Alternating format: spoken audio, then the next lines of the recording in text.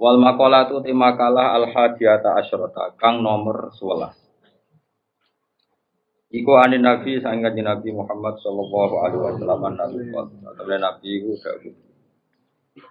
As-shalatu imaduddin. As-shalatu ta salat utawa nglakoni salat utawa merjuangno salat. Dipanengno salat. Iku imaduddin iku dadi cagak agama. Kalau baleni malih, as-shalatu te nglakoni salat to yo menengi salat utawa bela-belani salat. Iku imaduddin iku dadi cagak agama.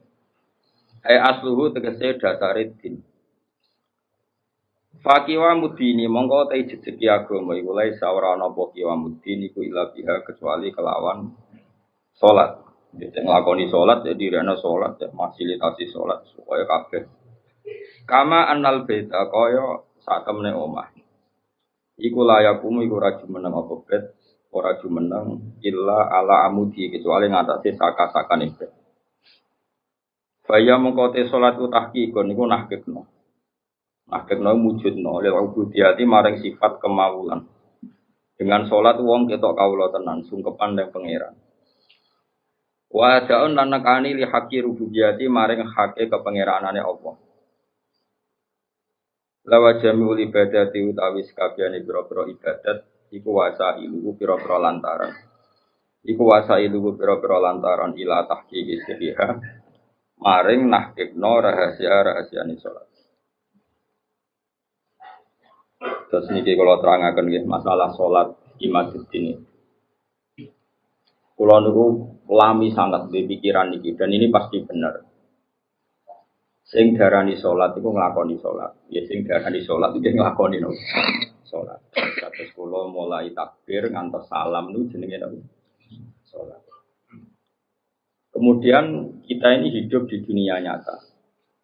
Misalnya kena ramangan itu ora iso salat. Kalau awak lemes iku ngadeg ora iso apa meneh napa salat. Sehingga ada wasail wong kon mangan ben kuat salat.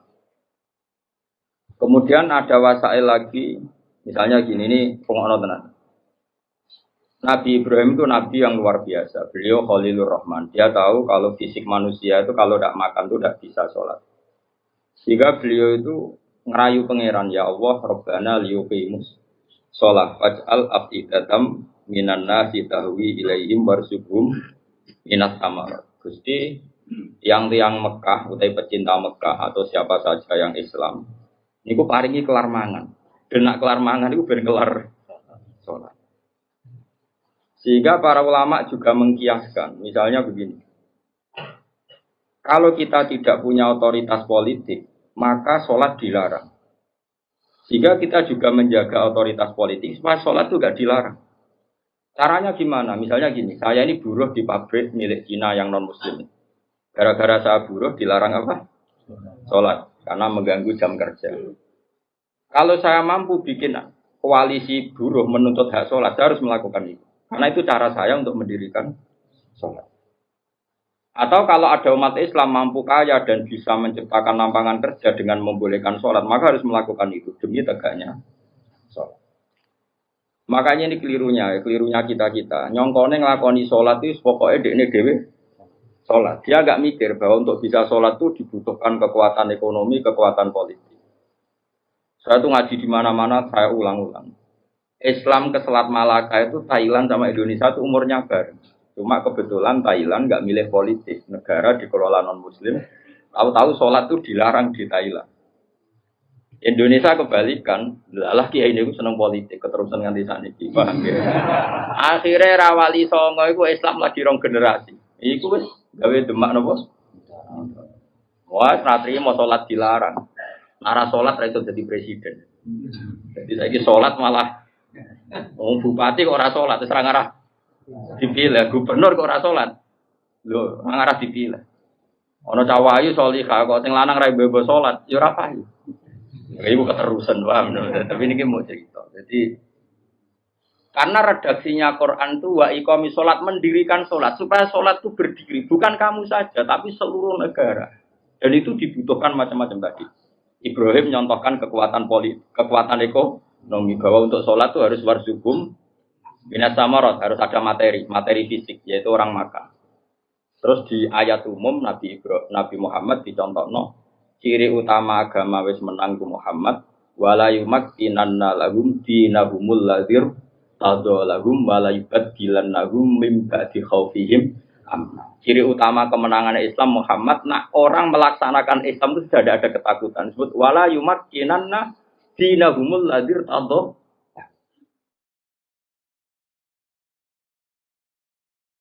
Jadi kira-kira perasaan kulo ada satu negara yang lama sekali ada Islamnya, kemudian sholat di situ takut, sama negara yang sholat tidak takut. Cara alamat untuk futuhe pangeran yang milih negara yang sholat itu udah tidak takut. Mergo Allah ngendikan wala yumakkinanna lahum dinahumul ladzir tadalla. Allah bikin tamkin itu kemampuan melakukan ibadah secara netral, secara kuat. Terus wala yubaddilannahum min ba'di khaufihim amna, dan mereka melakukan ibadah itu merasa aman, tidak merasa takut. Kayak dulu sahabat sholat itu sembunyi-sembunyi. Pada Fathul Mekah sholat terang. Ini penting kalau ingat loh. Jadi sing sufi goblok ya ben mari, ben gelem rontok politik. Sing politik yo mari sholat itu rambut tebar pesona. Jadi sepodo mari ini terus yang waras betok ya ujub ben nanti pikiran. Ya pokoknya iki ngomong ilmu ngono ae napa? Ora usah ujub-ujuban, pokoknya ngomong napa? Ilmu. Ora usah terus rasa suci dhewe yo ora. Wong rom yo lagi tak kandhani iki wae. Tapi yang jelas ning ayat itu jelas ada kata-kata wala yumakkinanna lahum dinahumul ladzir tadallahum wala yubaddilannahum min ba'di khaufihim amna. Jadi ciri utama agama hebat itu kalau merasa tamkin. Rabi yo iso, wayo yo iso itu berarti wis jos. Beragama secara napa? Benar. Paham ya? Tapi nak wani ya pokoknya sementing itu wani. Lho kalau dikonco bojone loro telu iku langsung legal kabeh didaftarno langsung legal kabeh. Kondang tenan. Rabi langsung wakeh didaftarno ya langsung legal kabeh. Yo hebat tenan. Tapi kok kuat suwe ora ya ora roh nek iku takdir no. Tapi ini penting kula aturno nggih. Kula niku kan maca tarikh niku kathah. Maca tarikh niku kathah.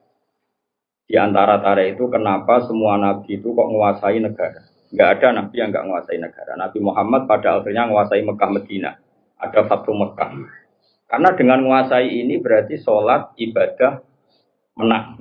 Sholat ibadah menang. Kalau enggak ya dilarang. Dulu orang sholat di Masjid Haram itu dilarang. Dulu orang Islam sholat di mana-mana dilarang. Sampai Islam kuat. Terus berani terang-terangan sholat pasca gimana cuma di Indonesia sekarang luar biasa, malah pejabat yang nggak sholat tuh dijeng wong, kira-kira malah rada di golek bojoe wong ra sholat saiki kangenan musibah wes pokoke jos abah kowe ketok khusuk sawangane tambah gampang rapi jajal misalnya Mustafa nganti badhe ngecap koyo wayah iku koyo mungkin lah buku sujute orang kaya kan sah ta ora wayo dengan badung ini. Maksudnya dong meyakinkan kan. Kaya orang iso ngajak ning swarga lah. Pokoknya dengan rai seperti ini itu masih. Coba adekne wis abid. Goni syarat sugih abid tok ya. Wis pokoke lakoni wis nawani ya. Nah, ini penting kalau terang ya. Makanya istilahnya wa iqamis shalah, mendirikan. Jadi sholat itu berdiri. Terus kedua kata Imam Haromen, sholat itu harus di amakina mukhtalifatin, di tempat yang beda-beda, sing ma'rufah, sing dikenal. Jadi wong kok sholat ning isor pring dhewean itu gak sah dari Imam Haromen. Sholat kudu di tempat terbuka, terutama fardhu.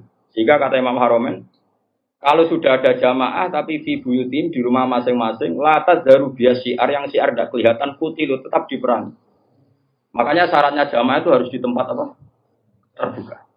Karena ini butuh syiar, butuh show bahwa Islam ya demi sholat, bukan sholat demi Islam. Jadi kita bela-belani kelar mangan, ya ben kelar sholat. Menguasai politik, ya ben sholat tidak dilarang. Kita menguasai publik, biar publik terinspirasi oleh hukum Islam, rupanya apa? Sholat. Jika kata Imam Haromen, kue sholat jamaah, maksudnya orang sah makili fardu kifayah, nak sekedar sah ya mungkin sah. Tapi kok talahumul imam. Dan Imam Haromen mensyaratkan fi amakina mukhtalifah, di tempat yang beda-beda. Jadi kalau kampung itu besar, di tengah desa harus ada jamaah, di pojok-pojok yang biasa digoni gerduwo itu juga harus ada jamaah. Lu pernah di dekat kampung saya itu, jamaah itu satu, semuanya di masjid. Saya bilang jangan semuanya di masjid. Itu yang pojok desa itu agak gerdu. Aku nggak musola di situ. Dibikin. Yo gerdunya mirip tenang.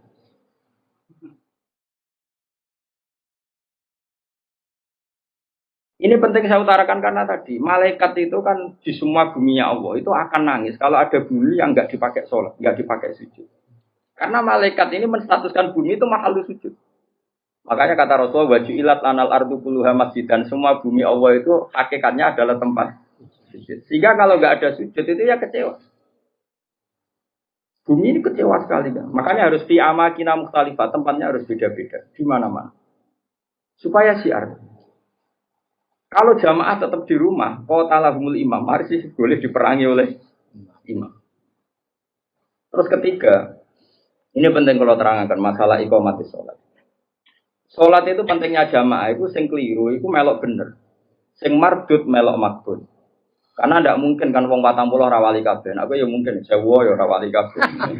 Normalnya itu kalau ada orang dulu, era dulu, angger orang 40 mesti sing sitok itu wali. Kayaknya sekarang 1 juta pun nggak jamin ada apa? Nggak ada wali, tapi nggak masalah lah. Mungkin zaman akhir kriteria wali juga nggak seketat zaman dulu mungkin. Masa beda zaman kualifikasinya masih sama. Tapi kan saya kira angger sebagai nasihat ngalor ngidul. Ya ini saya turunkan lah kualifikasinya saya.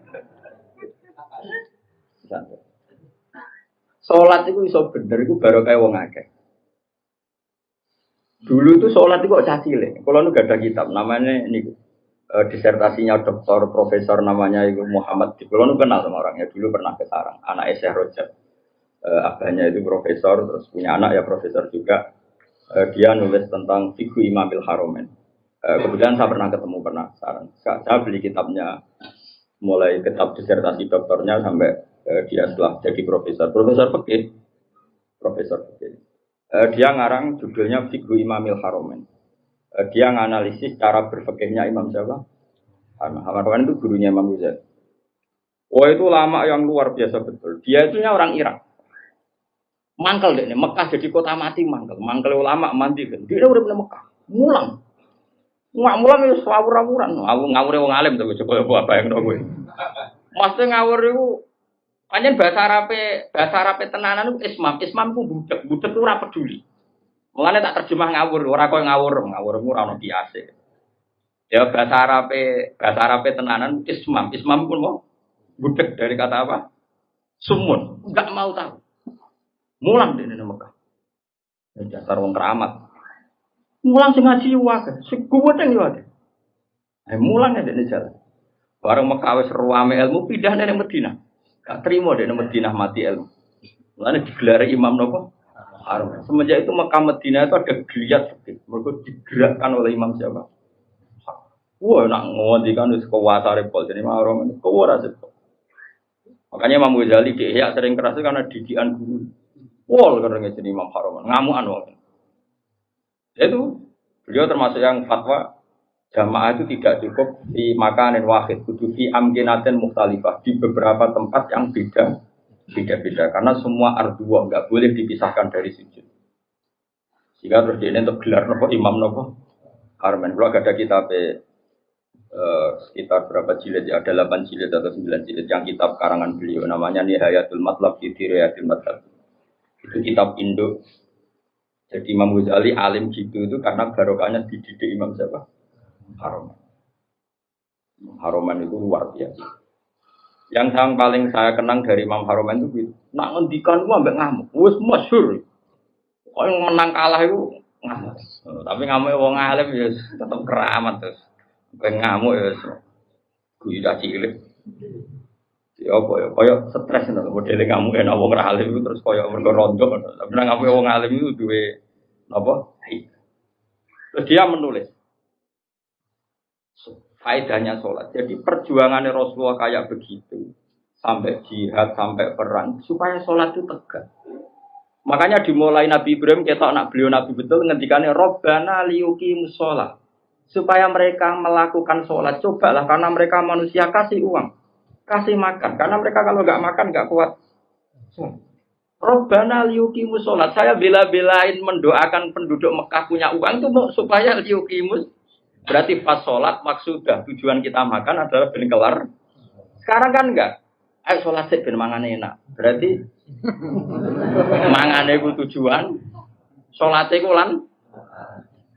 Innalillahi wa inna ilaihi raji'un. Lan nek nak buka Ramadan, niku cara aku sampe mangan sih. Aja sok kusuk terus ora usah mangan. Ben mangan sih ben salate tenang. Ayo salate ben bukane tenang. Berarti kowe bela-belani mangan, salate mau lantaran. Usum di kene kowe.